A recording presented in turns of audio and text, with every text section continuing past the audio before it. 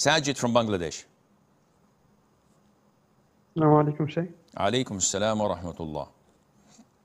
So, Shaykh, if some small amount of najasa is so diffusely spread over an object so that no trace of najasa can be seen with the eyes or smelled, but at the microscopic level there are traces of najasa on that object, will that object be considered impure?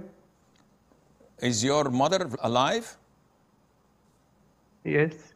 And as you're asking about microscopic level, do you have any DNA test to prove that she's your biological mother?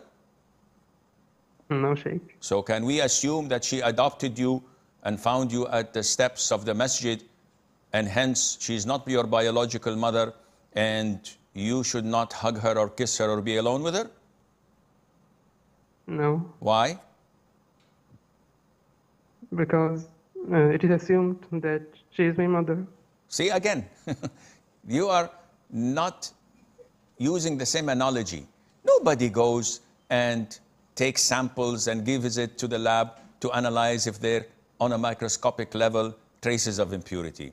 Islam is much easier and a simpler religion that relates to the nature of farmers, of shepherds, of nomads, of laymen. It doesn't tell them to dig into details, and as they say, the devil is in the details.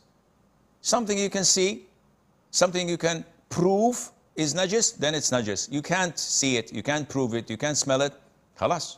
The default it is not najis, and Allah Azza wa Jal knows best.